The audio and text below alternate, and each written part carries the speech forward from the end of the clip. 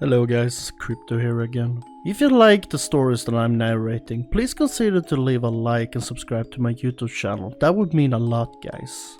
And I promise you guys, this story is gonna leave you unhinged, as it is terrifying and it has a lot of plot twists. My new perfect girlfriend, Rose. Chapter number 1. The Visit. Henry had always been a bit different. As a child he was quite more interested in books and toys than in other children. He grew up alone, but he never seemed to mind. His mother Grace worried that her son wasn't making any friends, but Henry always reassured her that he was fine just the way he was. One day, after returning from work, I received an unusual phone call from Henry. "Mom, you need to come over. I want to introduce you to someone." Henry's tone was different than usual, more excited, which made me feel a sense of relief.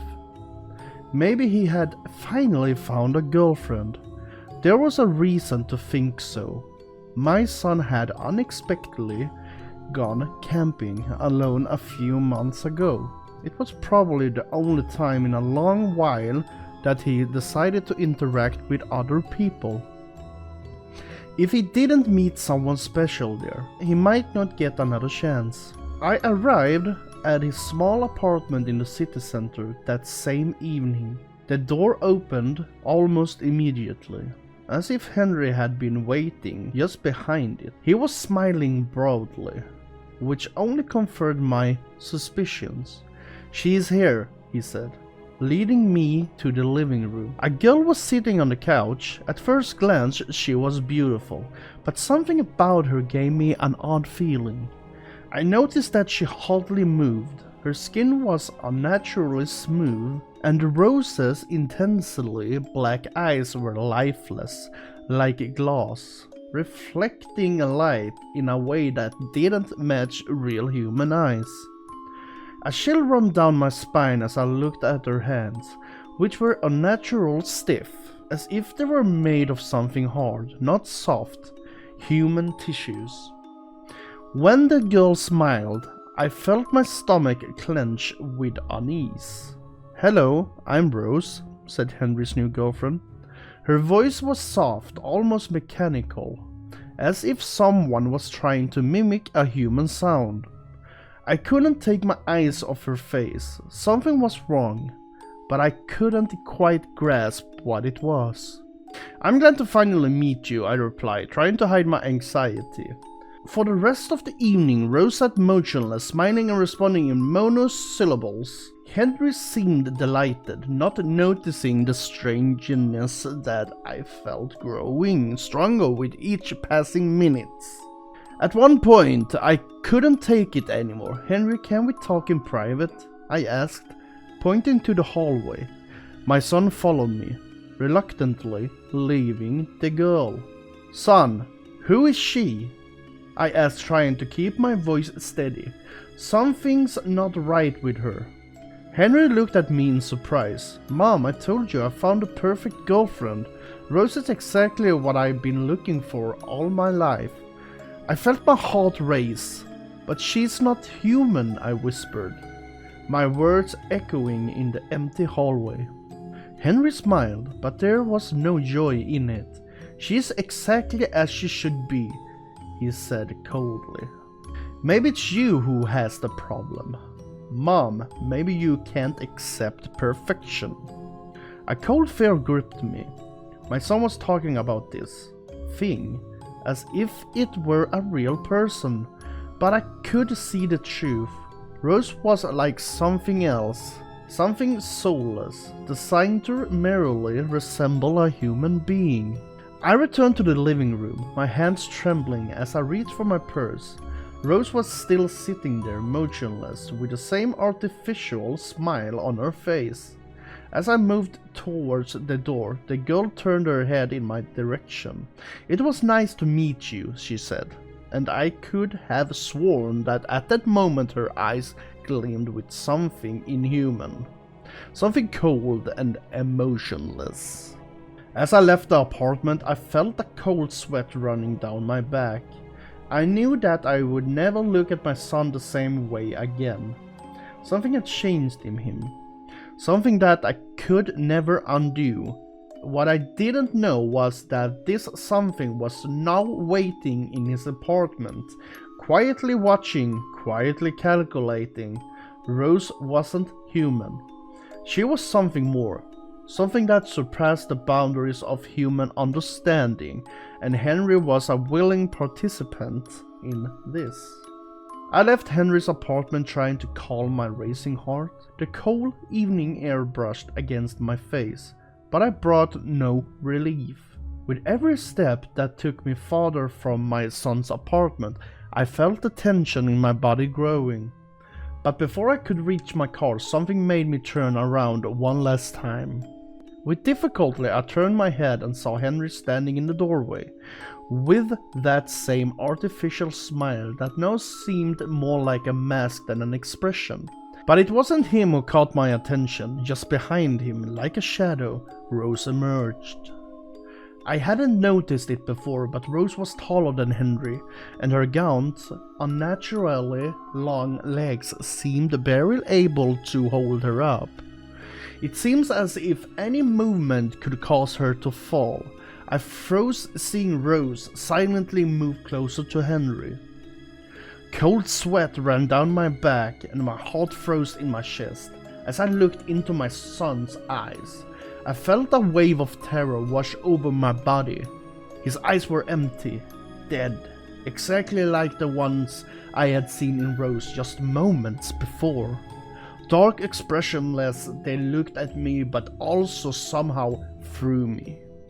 I swallowed hard, trying not to stare too long at the terrifying figure. I felt that if I looked again, I would see something that I could never erase from my memory. In my head, I begged myself to believe that it was just an illusion, that my mind was playing tricks on me. Maybe it was the light, maybe fatitude, maybe stress. I had to believe it was just a momentary hallucination. I gripped the steering wheel of my car, hoping that what I saw was just a product of my imagination, but the echo of that image still quivered in my mind. When I looked at my son one last time, those empty eyes, so much like Rose's, seemed to follow my every move. Chapter 2. The Omen. That night, I couldn't sleep for a long time. The image of Rose wouldn't leave my mind. Her unnaturally smooth skin, dead eyes, and the artificial, mechanical smile reminded me of something I have never experienced before. I felt as if I was looking at something that shouldn't exist. When I finally fell asleep, the night overwhelmed me with a nightmare. I found myself in Henry's apartment. Everything seemed normal, but only at first glance. The walls seemed closer, the space felt oppressive and claustrophobic. It felt as if the apartment was breathing, as if it had a life of its own. But that wasn't the worst part. In the living room on the couch sat Rose, but this time something had changed. Her face, usually calm and artificially smiling, was now deformed, as if someone had forcibly tried to shape plastic into a human expression. Rose's eyes were no longer shining glass orbs. Now they were black abysses, bottomless pits that swallow every bit of light. I tried to look away, but I couldn't. I felt as if something was forcing me to watch. Rose slowly turned her head towards me. Her movements were stiff. Each motion was accompanied by a disturbed sound of scraping and grinding. Rose began to slowly rise. Her inhuman, jerky movements were like the animation of a mannequin. She moved closer to me, her lips stretched into a grotesque smile. I couldn't move, my legs felt like lead. Rose brought her lips close to my face, her hand composed of unnaturally long, thin fingers slowly lifted and touched my face. The touch was ice cold, like a store mannequin's hand touching my skin. Suddenly, Rose began to speak, but her voice no longer resembles the soft, mechanical tone I knew. It was distorted, as if it was coming from the depths of some abyss, interrupted by static and grinding, like an old recording played on a broken phonograph. Not much longer now, Rose whispered, her lips still locked in that grotesque smile. This nightmare held me in its grip, as I felt the dark shadow of Rose penetrating the deepest corner of my mind, planting a seed of dread that lingered even after I woke up. Chapter 3. The Truth. From the day I visited my son and met Rose for the first time, something inside me began to change. At first, I couldn't stop thinking about the strange girl who stirred such deep unease in me. Rose was too perfect, too ideal to be human. I decided to learn more about this mysterious figure. I realized that I hadn't asked Henry where he met Rose, but the only place where he had any contact with people was the camping trip he took a few months ago. When I arrived at the campsite, the silence and stillness of the forest felt overwhelming. I wandered around the area until I finally noticed something that immediately caught my attention. One of the bulletin boards, slightly hidden in the shadows of the trees, was a black and white photo of a young girl. My heart stopped when I recognized the face. I knew those eyes. After all, I couldn't forget their nightmarish look for a long time. But the ones in the photo were more imperfect, more ordinary. The girl's body was also not perfect. It was average, completely normal. Below the photo was the word missing, along with a date indicating that Rose had disappeared a few months earlier during the same camping trip. I stepped closer, staring at the photo. The girl in the picture was radiant, full of life, completely different from the one I had last seen in Henry's apartment. My heart began to race as I read the rest of the text.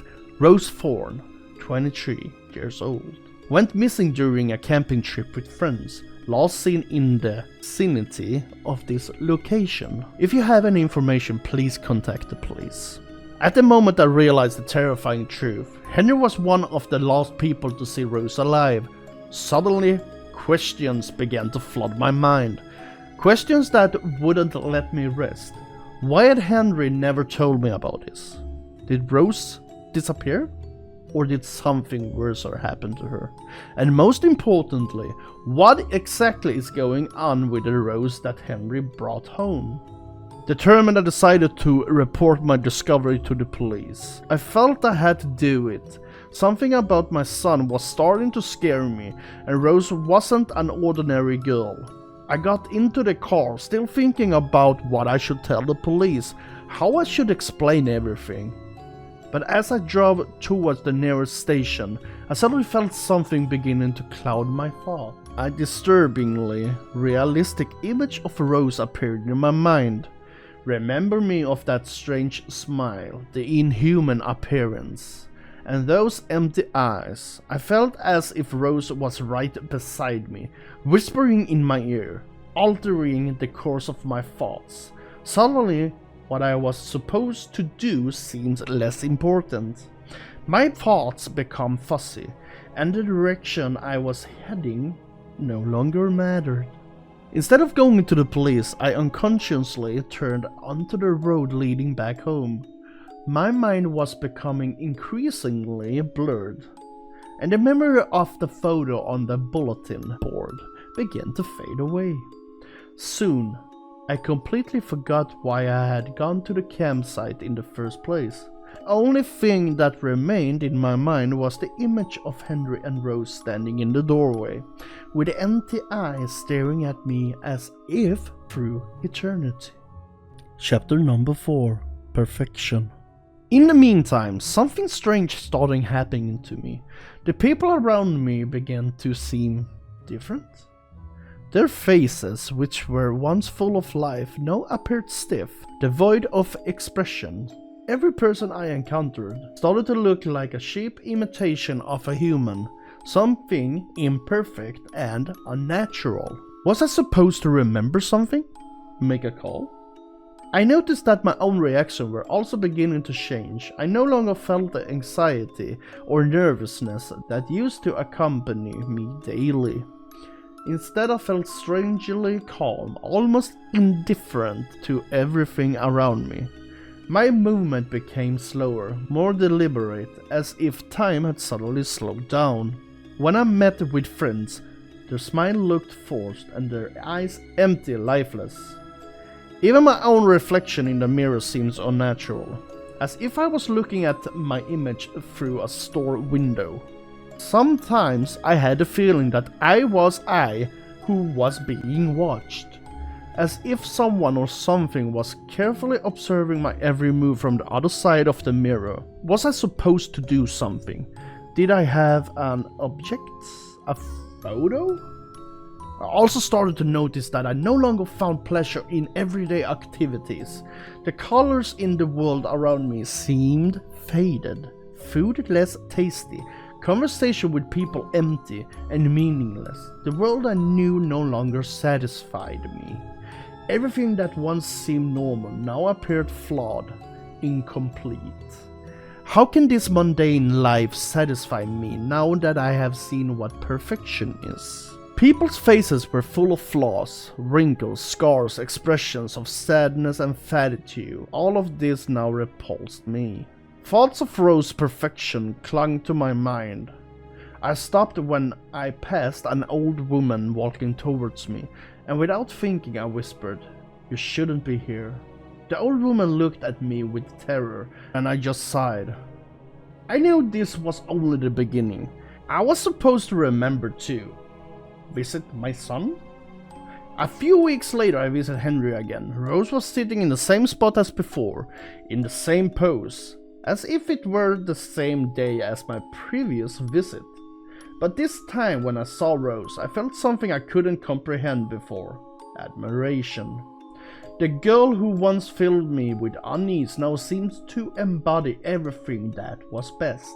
Her perfect skin, flawless features, fluid, almost mechanical movements.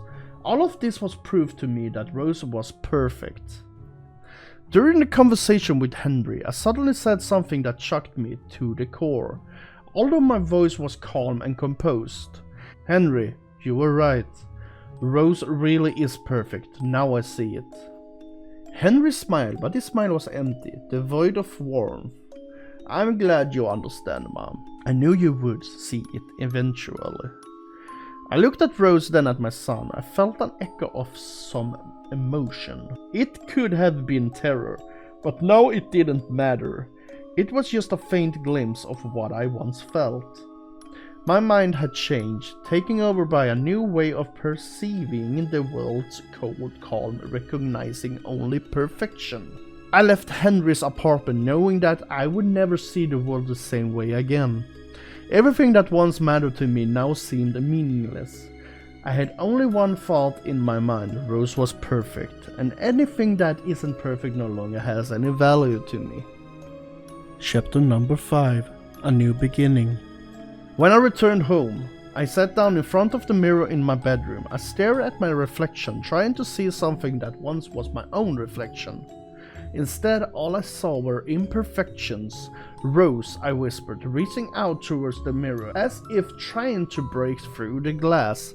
I need to change." After a moment, I lifted the scissors to my hair, beginning the process of perfecting myself. When I was done, I didn't even wipe the scissors. I paused for a moment, feeling my heart beating steadily, without any emotion. In the mirror now splattered with red, I saw something in place of my reflection. A face smooth, expressionless, almost perfect. I ran my hand over my skin, feeling the cold and stiffness under my fingers. Is this me? Or Rose? I thought, and my lips formed the same artificial smile. When I stepped outside, I looked up at the sky, which despite the early hour, was now black and starless. I took a deep breath, feeling an unfamiliar emptiness in my chest. Rose is perfect, I repeated in my mind, and my gaze turned towards the nearby park, where children were playing on the swing. For a moment I wondered how they could be improved, perfected.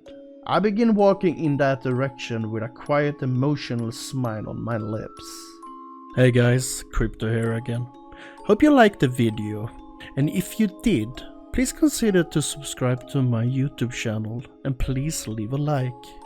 Even a comment if you want, guys. And the most important thing, guys, that I'm always saying at the end of the videos. Take care, all of you out there. In the dark, in the sunlight, wherever you are. Stay safe.